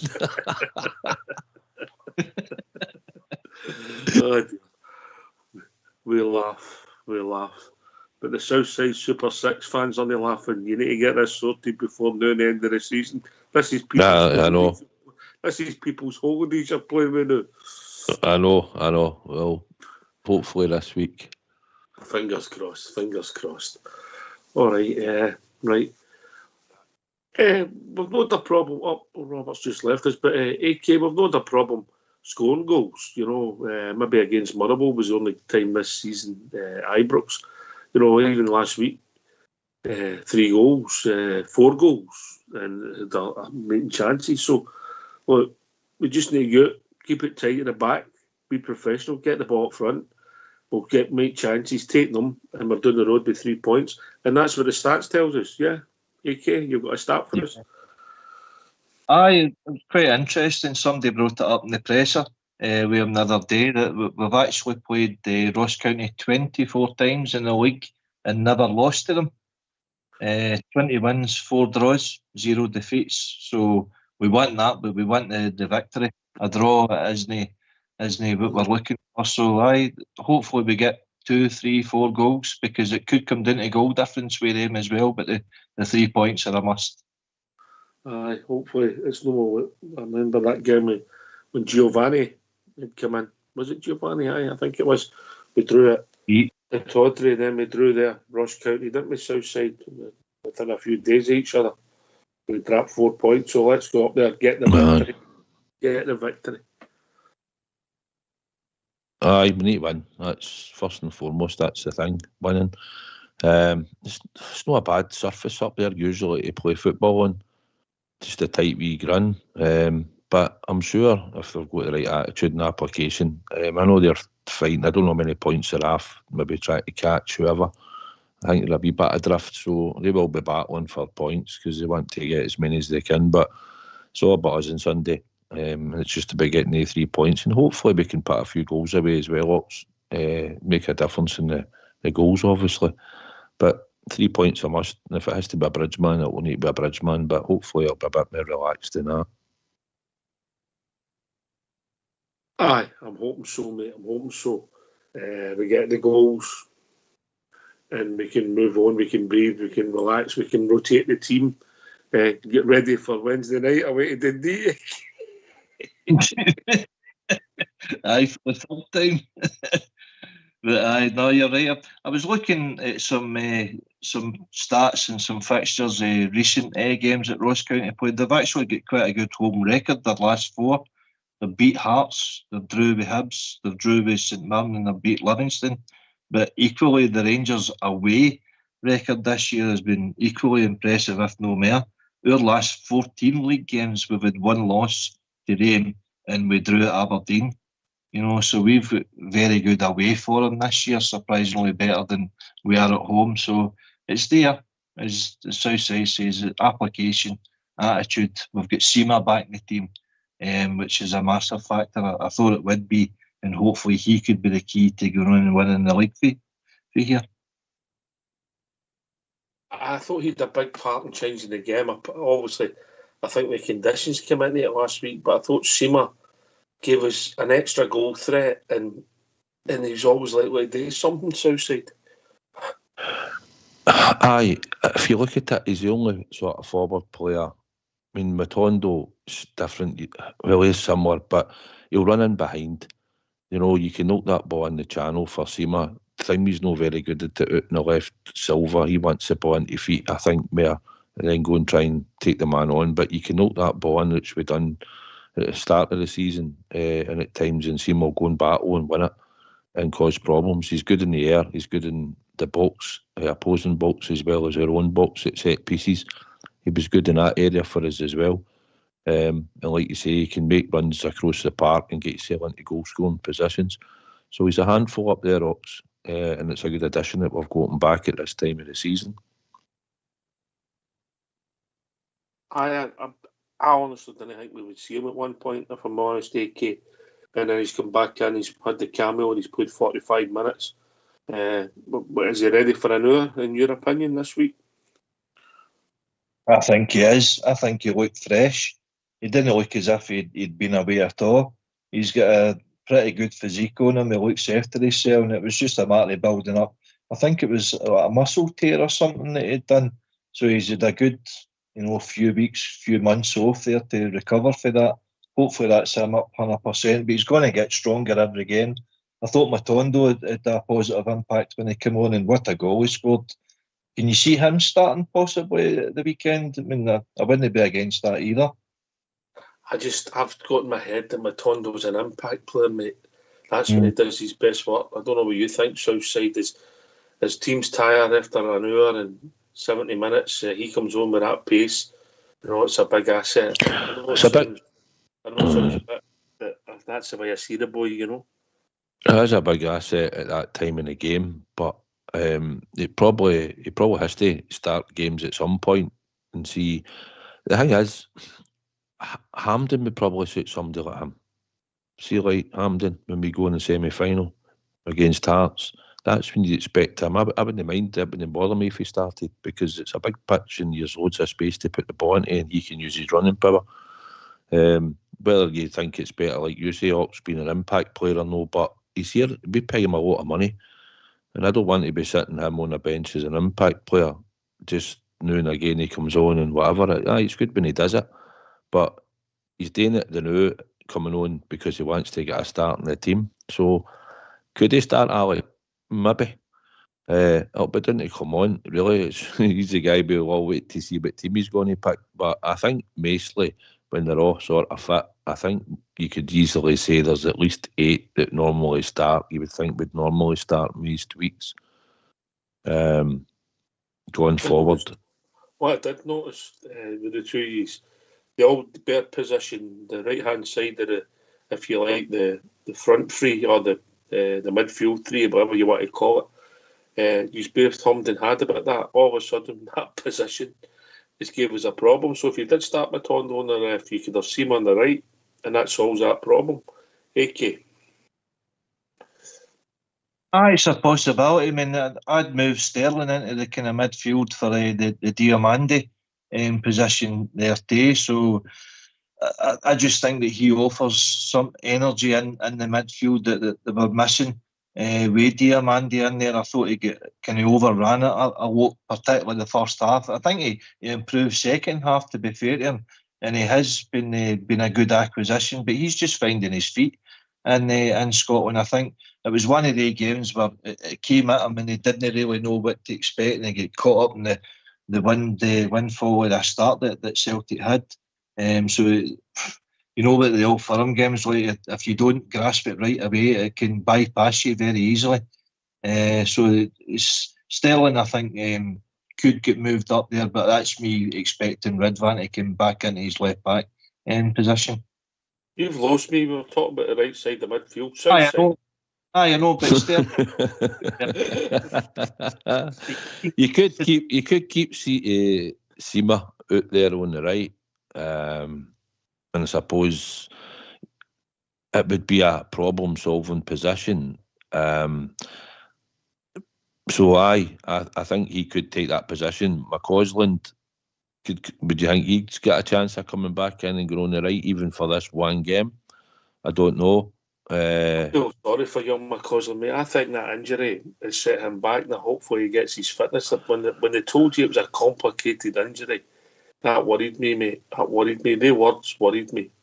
It's been a few weeks now, but so he's probably, if he's been back training, he's got him on a programme in the sports science, people are looking at him. Then I'm not saying that Silver will be playing in the left, but you could play Silver again, even though I didn't think he was great last week, AK, and that would give you Sima on the right, and your front three, if you like, with Cantwell could be Silver, Dessers, Cantwell and Sima.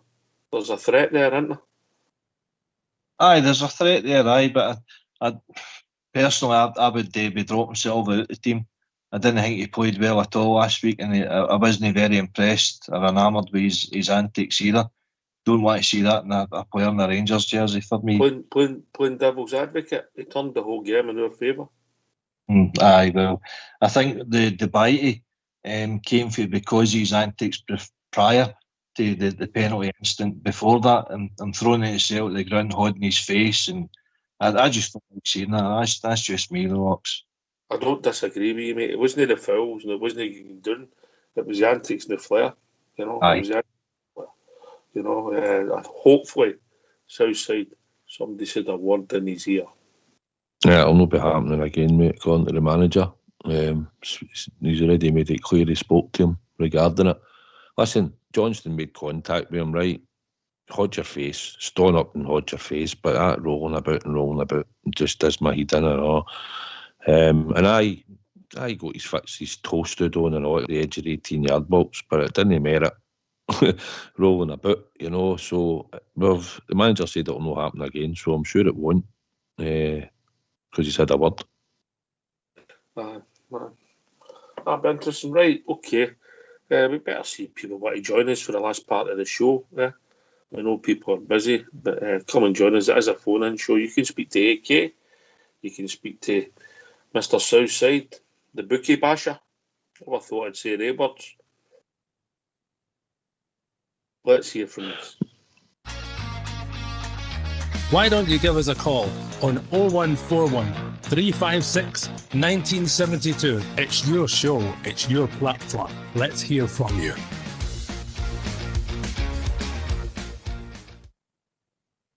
Southside. Do you know somebody else I was just thinking about there? Because he's not been in any of the last two squads. Nico Raskin. Aye. In fact, he wasn't even on the bench at the weekend. You know that Dow would go in front of him. I get thoughts. Your thoughts, Southside in the AK?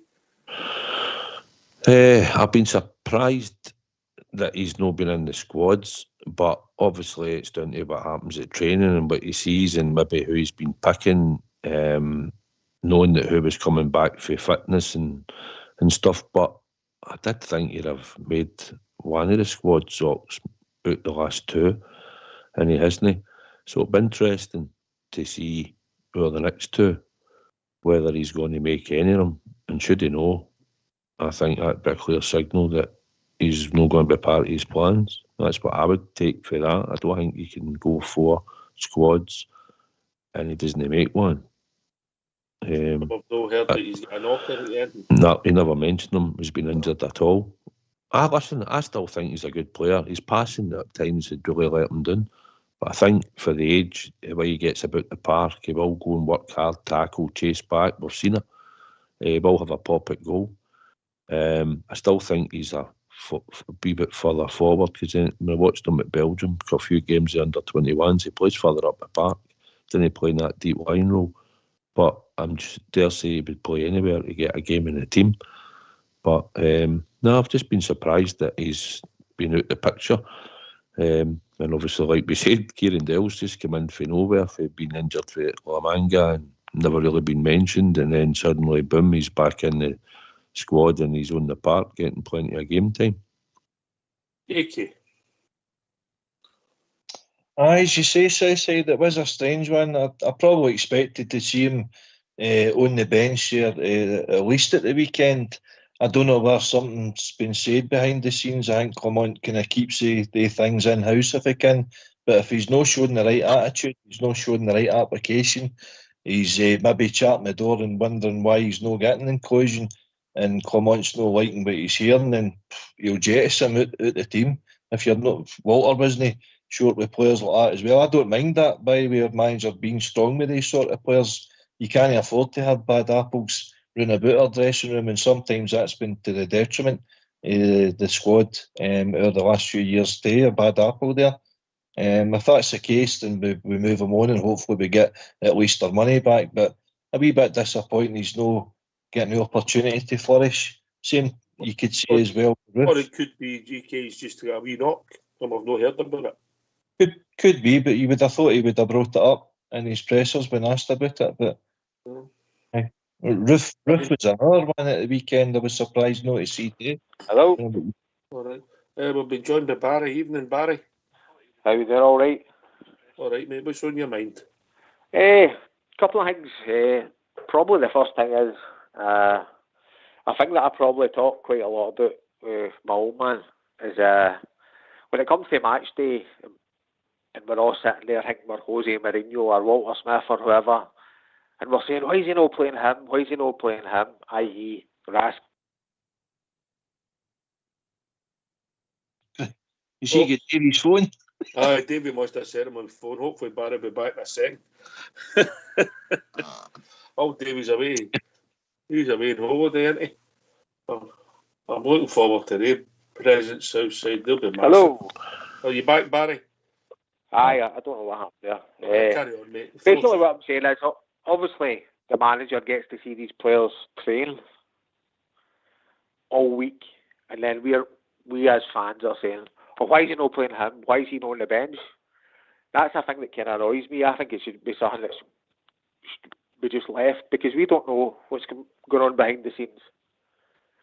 We don't know how Raskin's training. Mm-hmm. Another thing, last couple of games I've noticed with Raskin was Lundstrom having a go at him during the game and saying, look, what are you doing?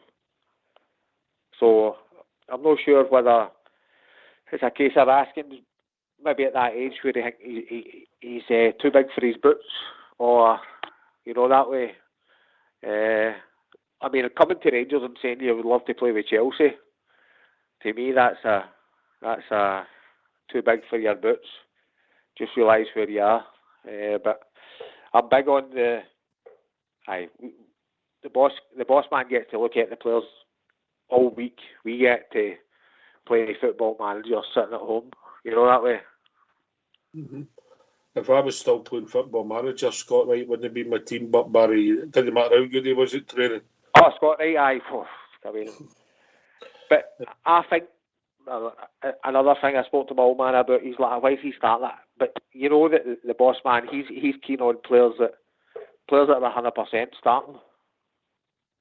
And listen. Scott Wright, Scott Wright, when he was about to go to that Turkish mob, whatever league they were in, he turned up and supposedly he was training, one of the best trainers. I heard that as well. He was on the training pitch, one of the best trainers. So, I mean, that's something else we don't see on the opposite end of the scale. He's not a Rangers. I'm also a great believer, Barry, and I'll take this from the panel. I don't think managers pick. It doesn't matter if you've done your job on a Saturday and a Sunday as it is now. You'll not be out the team. Doesn't matter how well somebody trains. It's important for attitude, but games, you pick your team for games. Southside. Do you think so?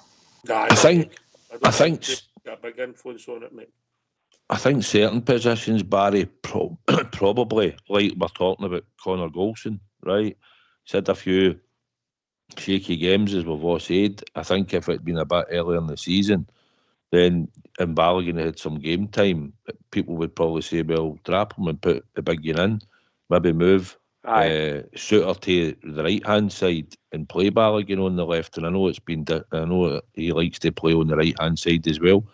But one of them would have to play in the left because you'll never get Connor Golson playing there. So I think there is players the manager will rely on. If they have a good game on the week before, they'll probably get picked on their training. People that are sort of trying to get in the team, he'll look more at them. But I think, like you said, it's all about, when I mentioned Nico Raskin, I said, like, I was surprised he's not been in the last two squads, but also said it might be how he's training and what he's seen on the training field. And if he's not seen the right attitude or whatever, then that's why he's not getting in the match day squad. Who knows? He might have chapped his door and said, I want to leave at the end of the season. Who knows? I'm not happy here. I'm not settled, whatever. So we don't know. But I just said it's just been surprising. I've came to Glasgow Rangers and said that they want to play with another club. No, in my lifetime, I don't remember a player coming to Glasgow Rangers and saying, my dream is to play with this club. Mo Johnson. My old man will tell you a story about Mo Johnson. I was joking. Aye, but you know what I mean. We're too big a club to be a stepping stone and be told we're a stepping stone. So maybe his attitude's not quite right. Listen, we'll be the biggest club ever that Nico Raskin will play for, in my opinion. 8K. 8K. Oh, well, he came for Standard Liège, didn't he, Belgium? So, Robert, Barry's right. It's not the way you endear yourself to a new club, the new support that you say you want to play in the biggest. Just say that then. If that's your goal to go to the English Premiership, fine, but don't single out a club and make it obvious that we're your stepping stone. I mean, unfortunately, I think that's where we are. We don't like to admit it, but because of the finances and that, we offer players the product and the platform, a European football, to then progress their career. I mean, Giovanni started, Holland before and came to us, Arsenal, Barcelona. Guys like that, they see that sort of progression. That's what we offer. But don't come and say that. I think that's, totally agree with you, Barry. If he's making a rod for his own back with his manager, I think he's picking an argument he's not going to win, because Clement will no back down, and Southside's right. He's going to stay loyal to certain players in the team, and he's not going to move them. Why should they move them if they're playing well? It's up to you to show the right attitude application to come in there and win the shirt off them. But if you're mumping about the ground, if you're not showing a right attitude, then you're not going to get anywhere. I mean, even I think Southside spoke about it with young Bailey Rice, a cracking player, but he doesn't show a good attitude. But with Alex Lowry, no showing a great attitude today, seemingly. The progression there that we've got for the B team with Cole McKinnon, McCausland's a perfect example for them. You need to show that attitude to progress yourself. You're not going to get anywhere if you think you're better than what you are. Out there and prove it. We'll see what happens with Raskin. Obviously, we've not heard anything. But Southside, we can't catch your breath, can we? I mean, I wouldn't have played there Monday last week. I said that last week. I thought the manager would. I wouldn't have done. But I think I wanted to play him. But how much bad luck when somebody's going to boot because they've hurt their thumb? How much bad luck can we have? I know. I was thinking of ways how can just bandage his thumb up or something and just go out there and play. No, really. But listen, they said he's going to be missing. But aye, that's a new one. A thumb injury is put you. You expect your goalkeeper maybe not to turn up for that, but no one of your players. But hey ho, that is what it is, Ox. We just don't catch a break, do we? No, I think it'll be the risk if he fell, but he'd been able to play at Dundee, would he hurt himself there if he fell, okay, would he? He'd be doing the backstroke. No, you're right there. Aye, it's a strange injury, isn't it? A thumb. Jeez, oh, just wrap it up and go on, mate, kid. I don't think that's the case, mate. If he's had an opponent and he fell, mate, that's a problem you've got. Somebody will have assessed it, what would happen if he fell, yeah. But I don't know short term, mate. It's hopefully short term. Because I think the boys got something about him. I'm not saying I don't like him, Southside and Barry. Barry, in you come, mate? I thought he was pulling Old Firm game. I just think the pace caught him a wee bit. I think he's got the potential. I think probably be better than that. I just thought he was poor. Gave the ball away quite a lot. But the Old Firm game, there's nothing like it. I'd imagine it's one of the ones you can't hear what your manager's telling you, what your players are saying to you, the boys coming to you. But the boys got it. But I thought he was poor. The Old Firm game. And I know they were saying Stirling was good, but everybody's forgetting that he gave the ball away for the first goal. I really rate Stirling, but he still gave the ball away for the first goal. I know Tav, he was the highlight reel for that moment. But Stirling gave the ball away for the first goal? He did, aye. He did. If you look back at it, we kept the ball, and then he tried to just put it up the left hand side of the pitch. And he gave it away to them. That was the first time they got the ball. Right. We gave the ball away, but I think I rate it there, Barry. Oh, I am, but I mean, I totally am, but at the end of the day, it was just a ball to nothing. He just kicked it. He wasn't looking for anybody. But Diamandi, he's a baller. He'll go into something bigger eventually. But I'll tell you what, it'll take me in a broken film for me not to turn up for the Glasgow Rangers. I get it, mate, but maybe the medics are saying you have to stay out. Might not be the boys' choice. Well, aye. Totally.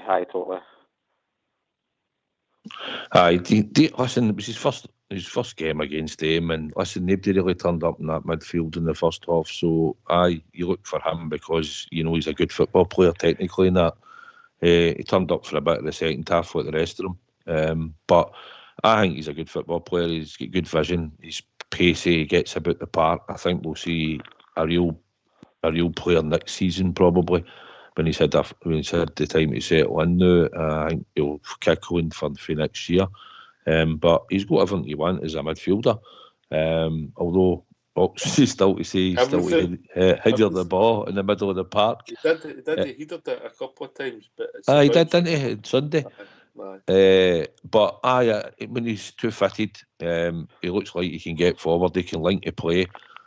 So I just think once Clement gets his other players in that he wants next season, I think that's when we'll start to see a real Rangers team under him, See, Sunday to button, guys, but see, we're talking about Scott Wright. Do you not think he was just bullied? Kicked off the park almost? I just remember a section of the game where he was just getting kicked up in the air. I think you've seen Scott Wright.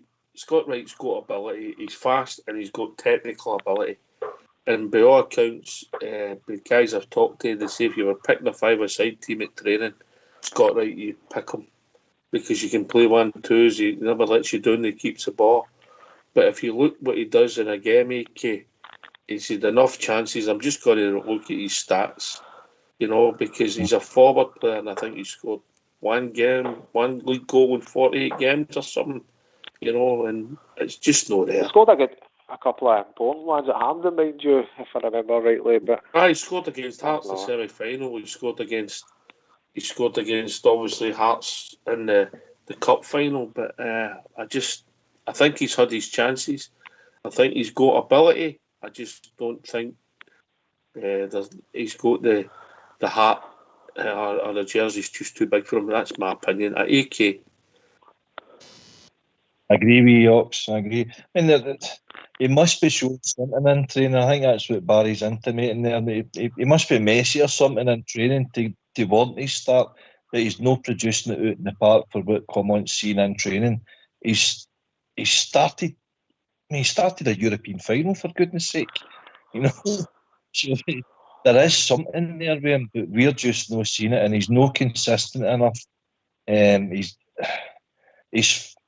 forward attributes don't deserve him to be out of our club for as long as he has, for the stats in return that he's gained. He just doesn't want a place in the team, and surely we've got better coming through. If it's no young McCausland, then we've got other guys. Matondo could have started there, for instance. Sima could have started there. I would have started Sima. Personally, I know he's coming back for the injury, but see if you were getting 60, 70 minutes out of Sima, I think that would have been a better contribution that Scott Wright would have gave us. In the last 2 seasons, he's been involved in 60 games. Southside, 60 games he's been involved in. Vast majority of substitute appearances. I'll hear him exactly. See, in the last 10 games he's sort of featured in. See, if you look back his last 10, 12 games that he's featured in. Barry mentioned that he took a hefty one in the middle of the park. I think 2 of them went onto him, right? See, most of the games Scott Wright's played in, whether he's played good or no, he's took hefty tackles in the games, really sore ones at times. Kilmarnock, I'm sure he was on the park at Kilmarnock, and he took a sore game. Hibs left him at Easter Road or at Ibrox as well, and the one he gets sent off in the game was that against Aberdeen. Beale's last game. Aye, did they not take a sore one before that? I know, and then he lost the head out of it. Aye, and didn't get the full for it. But he seems to be on the rough end of some hefty tackles, although he's not been great for us. He's been involved in 60 games in the last 2 seasons. 60 games, AK. 60 games. He started 18, 42 as a substitute. He's contributed 2 goals, mate. That's poor. For Dave returning. I can't even remember a lot of assists. No, I can't either. But enjoying that call, Alex. Yeah, I think it's Al all the way from Canada. Evening, Al. Or good afternoon to you. Good afternoon. Hello, guys. How you all doing? Good, mate. How you, mate? What's on your mind? Good. Just calling in regarding the state of the Scottish football, and the changes that we can make to make this league better. Right, let's hear them, mate. I think we have to go to a 19-team league, play each other twice, 36 games a season. It was the same as when it was a 10-team league. We played each other 4 times, and then we went to the 12-team, and then we went into the split. Doesn't seem to be working. And they always said, I remember when they went to the 12-team split, they said they can't get any more teams in because fans can't go to these grounds. But that was proved wrong when they sent us down the leagues. So we can get Dundee United up there, other teams like that up there, and I think it's going to make the league better. I don't disagree. Southside. No, we spoke about it earlier a wee bit, trying to increase it and make it a bit. You've still got a lot of meaningless games in the league, Al, do you know, because some of them. But if you, it's just trying to balance it. But something's got to change. Can't keep playing this league that we're playing in and out, and the way they do it and the split and everything else. It's just, and it just gets repetitive. And like we talked about earlier, but see, to be honest, most of the teams in Scotland are rotten. Would you not disagree with that, Al? It's just a rotten product.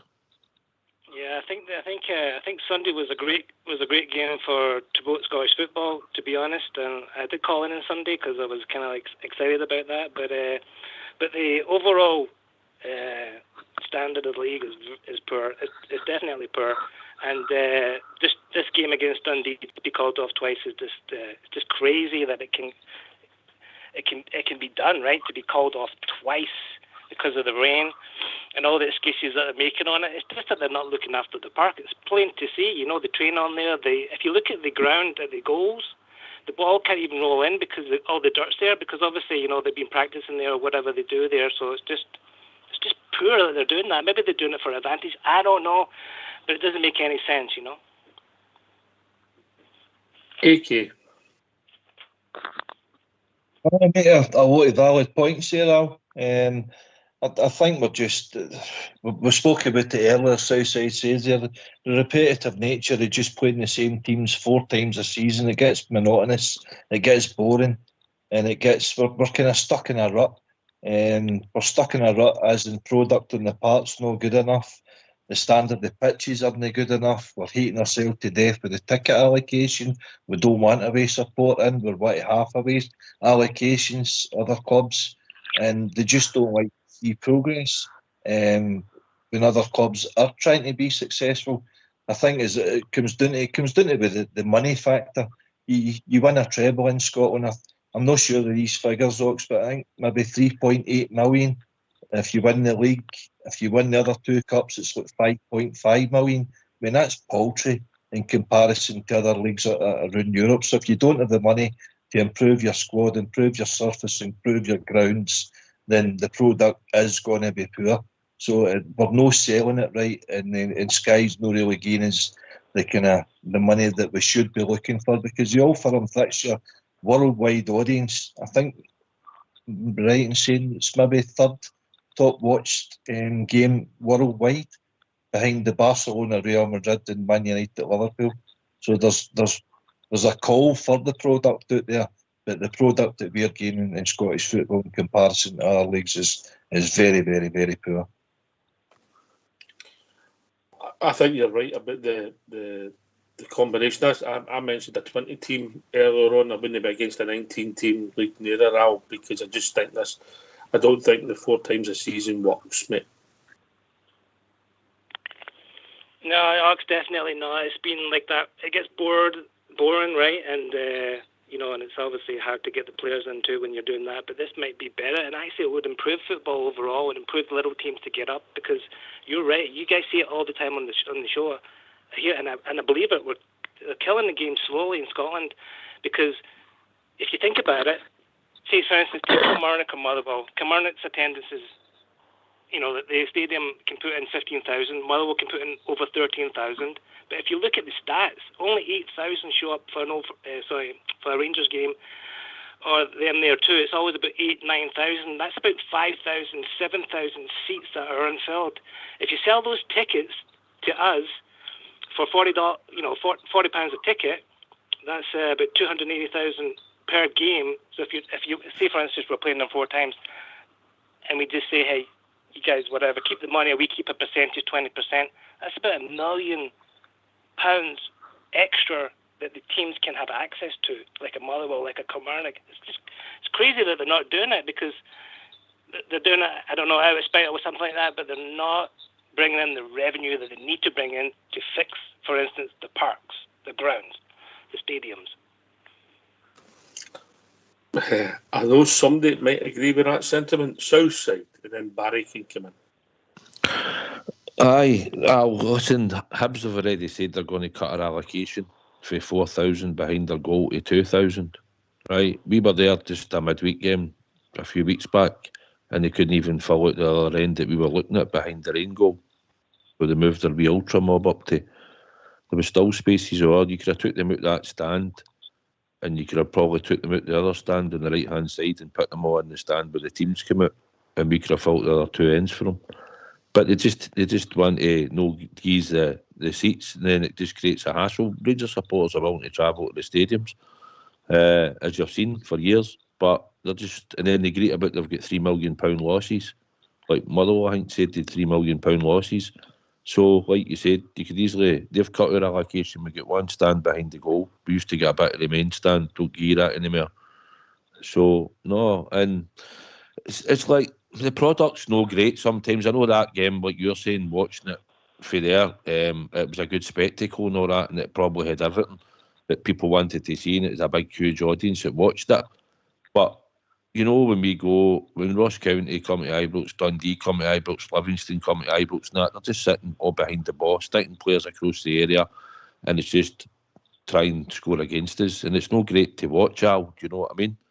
It's not a great advert then, if you're trying to show that live in the telly to people that's watching it. It's not a great thing to look at, is it, for a full game? But in saying that, they've only got a small budget. Livingston, they've been in the Premier League for a while. They've got the plastic pitch. that gave them an advantage for many years. They were in the Premier League, but now they're probably going to go down. So that takes a plastic pitch away, and Kilmarnock are getting rid of theirs, I think, after next season. So that's another bonus, but it's something that we've talked about. There's been no plastic pitches in the Scottish Premier League. None whatsoever. And you come, Barry? Aye, well, I'm kind of big on this. I mean, the bottom line is, your broadcasters, Sky, they're not going to be interested in anything less than 4 Old Firm games a season. That's where it is. That's where the power is. And the other things you've got to look at is, I mean, we've had a wee taste of it with Dundee with their pitch. I mean, I stay right next to Somerset Park. It's a nice park and stuff like that and whatever else. But you'd have a lot more of that. You'd have a lot more of games being called off and all this kind of stuff. And we also need to remember, some of these teams voted us down. Dundee United, a big one. They voted us down to the bottom. See your thing about the Sky. I get what you're saying, that they would want 4 times a season. My own view, and it's only my own view, and my gut feeling is, if you only played twice a year, you could make it a bigger event and you might get bigger audiences. And then that would, because they're only interested in the audiences. So what is bigger? What do you mean? Well, it was 1.4 that last game, yeah. That's what they said. That's because of league sports, I would say. Aye. So if that, I don't know if that's I believe it was UK wide, yeah. So if you get it right and it becomes a bigger event, the way they market some of the games down south, when they only play twice a season, all right, they might still draw each other in the cup, etc. So then they get bigger audiences because of that. For them as a broadcaster, it could become a bigger event. And I'm only saying could. I'm not saying would. Good, aye. That's the bottom line, because what's the point of having the 4 big ones when the other 32 weeks of the season, AK, nobody's interested in, if you can get more interest because you're playing twice a season? Well, they're probably looking at it. I think they're looking at it the fact that, I mean, you're obviously saying that at the weekend that was a record for viewing, so that's where the money is. I get that. I'm saying you could make it bigger by twice. Potentially, I'm not saying it would happen overnight, but AK and come, mate. Aye, I know what you're saying. I know what everybody's saying. We're trying to put our heads together here for the betterment of Scottish football, but meanwhile in the background you've got that much self-entitlement about other clubs that are just looking after themselves. I think it was yourself, Southside, the other night, said that Brecon didn't want the likes of Kelty Hearts and Bonnyrigg and whatever else to come up at the lower leagues. They weren't allowing our B team to get promoted. So there are too many clubs with self-interest. They're all looking after themselves, and they're taking too much out of the pot that is paltry in comparison to other leagues in the first place. So, but I don't know how we go about it, but it's certainly not working as it is. I'm sure this subject will run and run. Listen, Al, great call, mate. Last point, mate, because we've all got to get to our bed. No, thanks for taking my call. I listen to the show, mate, all the time. Always. And it's always great to listen to you guys. You're always there. You're there, rain, hail, or shine, good or bad. You guys have got me through some rough times watching the Rangers because I wake up. The game starts here at 5 o'clock in the morning for the 12 o'clock kickoffs. So you've got the whole day just to especially in the poor performances that we've had. You guys have got me through the show. You've got a lot of good characters that come on. I love the debates, and that's why I wanted to call in today, just to say thanks to you guys. Cheers, Al. Thanks you, mate. It's guys like you make the show. Barry? Yeah, I appreciate conversation. I love it. I love the chat with the Rangers. I'm all about the Rangers, but aye. It's just good to chat to you guys, aye. Cheers, mate. AK. Oh, it's great to have the callers come in tonight with their contributions, and we thank them for doing that. But no, thanks to yourself, Southside, the techie team, and everybody that's listening. Hope we have a good weekend, and we hope we have the Rangers getting us another 3-point victory. Southside.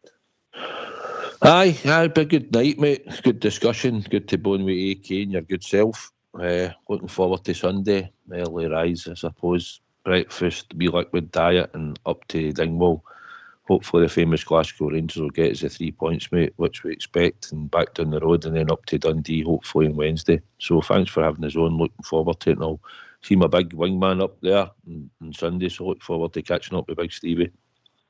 The Tequila Rose King. Listen, thanks to Robert, thanks to Barry for joining us, and of course Alfie Canada. I was going to say Australia there. I got my miles mixed up. Thanks to Alfie Canada for joining us. Thanks to Fox and Old School Blue for doing the technicals. AK and Southside for doing the show.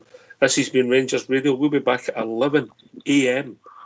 with a build up the Rangers against Ross County. Thanks for listening. Enjoy your weekend. Take it away. Old School Blue. We are the people.